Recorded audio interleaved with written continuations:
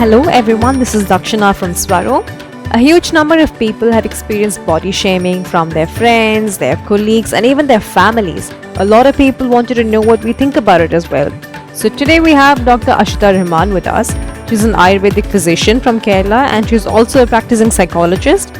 She specializes in trauma care and she's the best person who can give us insights about body shaming and why people resort to it as well. So thanks a lot for coming on the show with us, Doctor.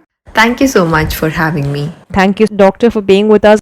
And also a note to our viewers, due to the pandemic situation, we are making this recording from different locations and it may sound a bit different. So please bear with us and thanks a lot in advance for that. Okay, let's get to the show now. So, Doctor, you must have seen a lot of instances where your clients have been subjected to body shaming and bullying. So, what can you tell us from your experience?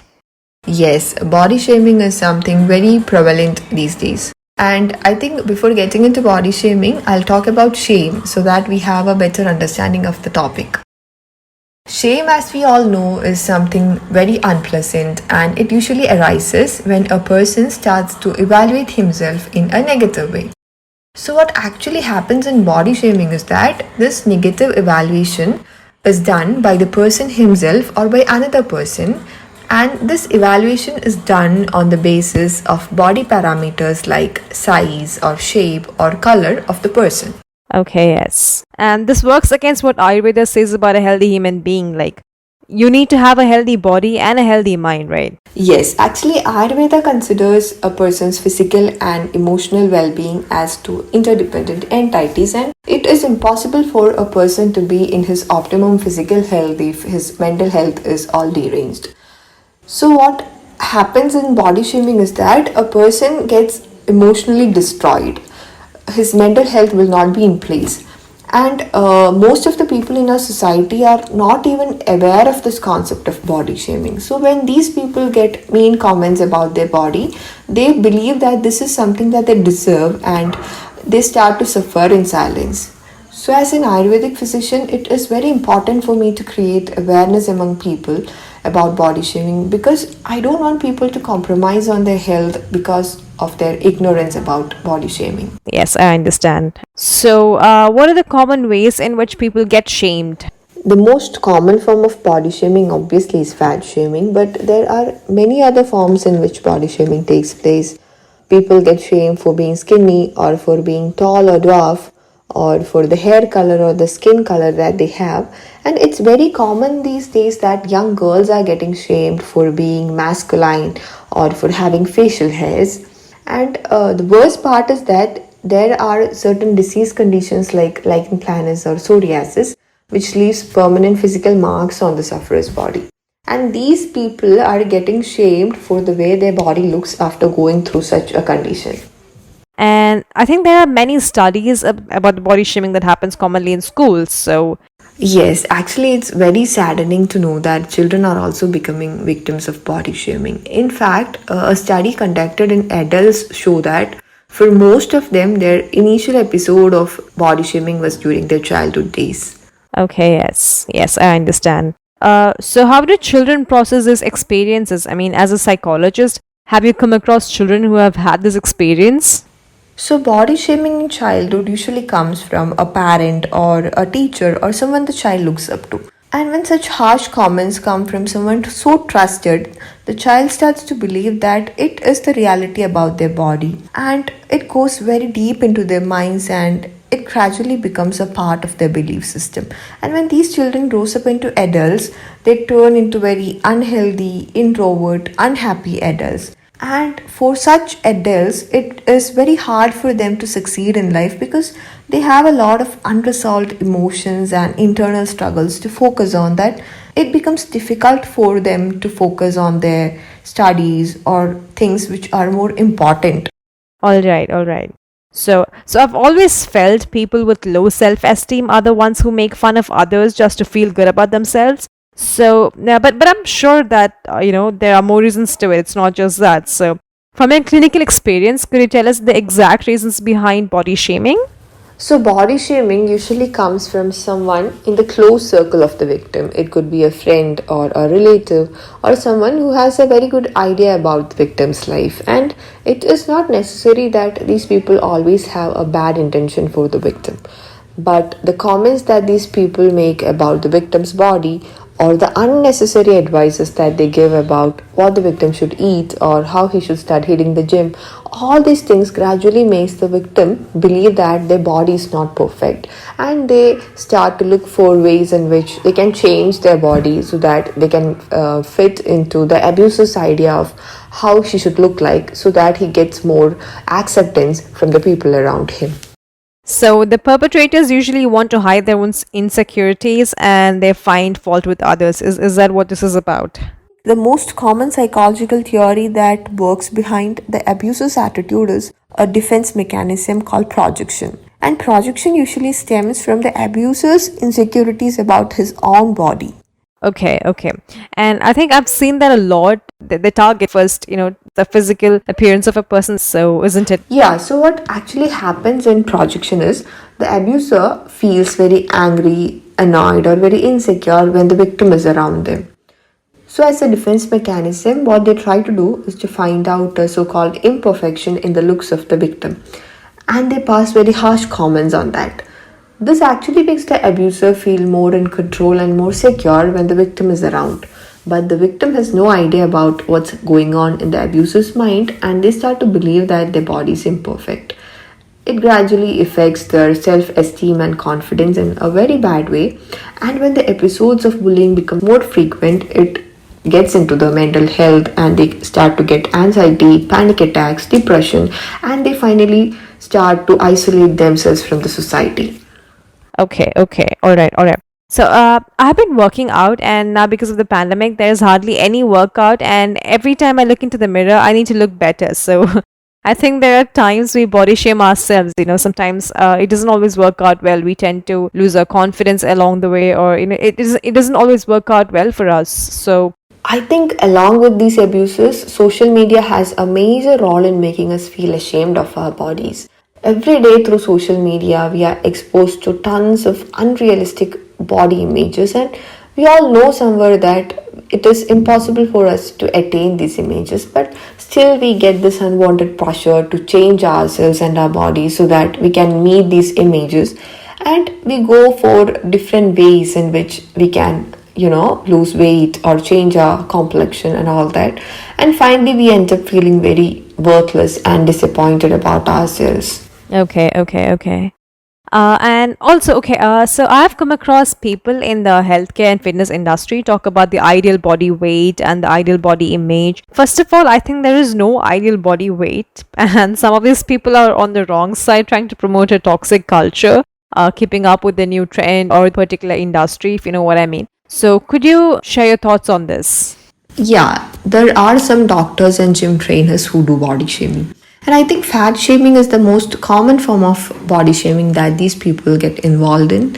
It's actually a culture that fat or obese people are stereotyped as lazy and non compliant. I think we all have come across doctors or gym trainers who pass derogatory humors about a fat person's body. And there are certain cosmetologists who unnecessarily encourage Botox or other beauty treatments, and some doctors do plastic surgeries only for the purpose of beauty enhancements. All these things somewhere makes us lose our confidence in our bodies for the way they naturally look. Okay. We know there are both physical and emotional consequences to this, and people get eating disorders and emotional conditions because of body shaming. So, could you tell us about this in detail? Yes, there are a lot of health consequences that arise because of body shaming. The commonest among them are eating disorders. Eating disorders like anorexia, where a person obsessively refuses to take food, they lose all their appetite, and they keep monitoring their weights because they believe that they are overweight. And there is another condition called binge eating, where a person takes large quantity of food in a very short period of time, and these people feel that they have a lack of control in the portion that they take during these period of binges. Alright, so bulimia is another common eating disorder, right? Bulimia is another comparatively serious eating disorder where a person has a period of binge eating, which usually is followed by a period of purging.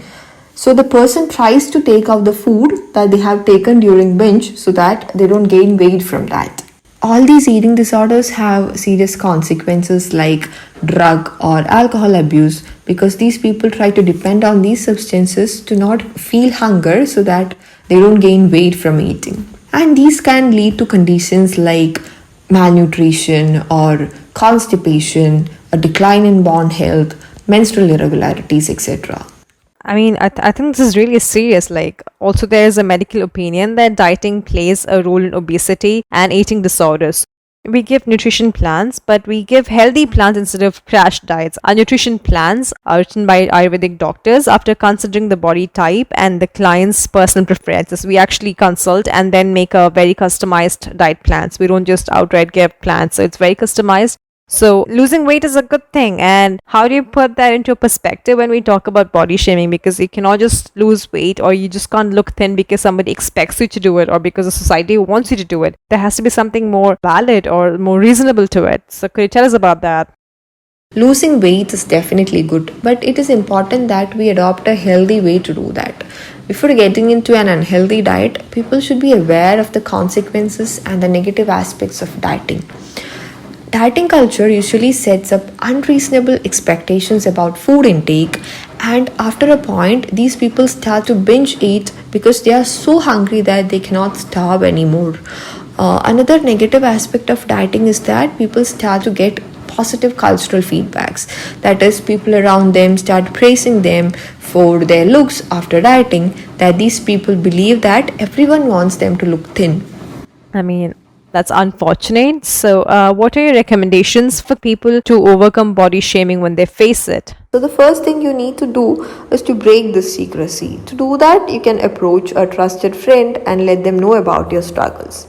It is not going to be easy in the beginning. You are definitely going to feel vulnerable, but it can open your doors to receiving support, and you may even feel that you are already loved just for the way you are. People also need to understand that staying healthy is more important than meeting the beauty standards set by the society. So try to be around people who motivate you and encourage rather than being around judgmental and negative people.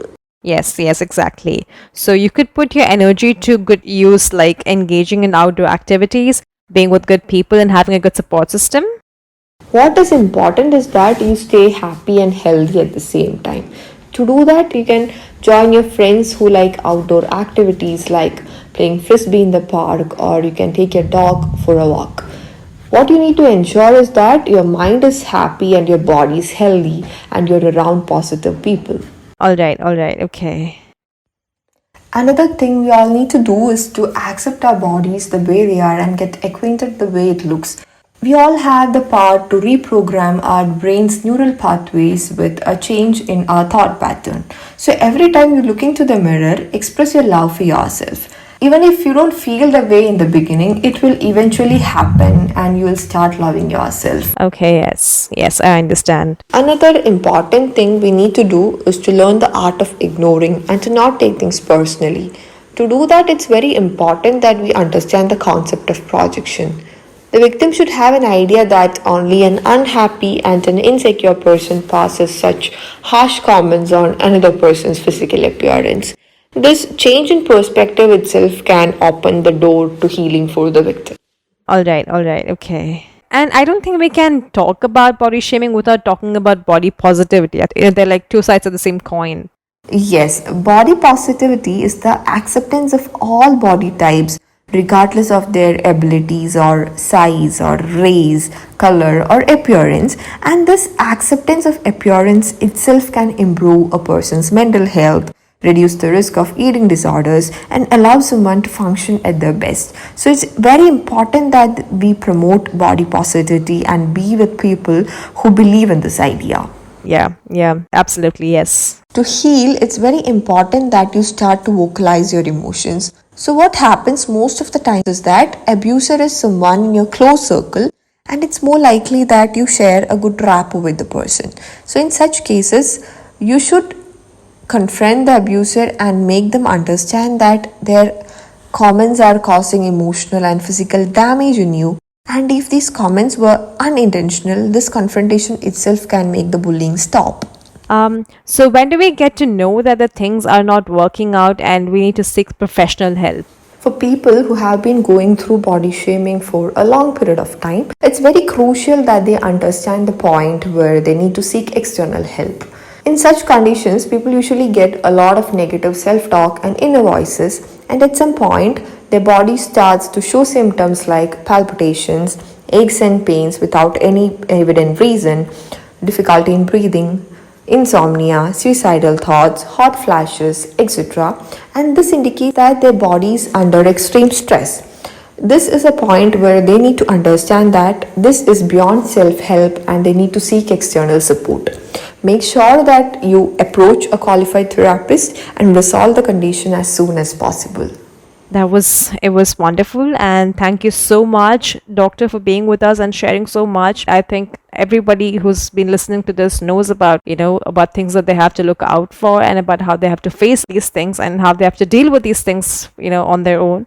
So, and I think we may experience body shaming in different ways even without knowing about it.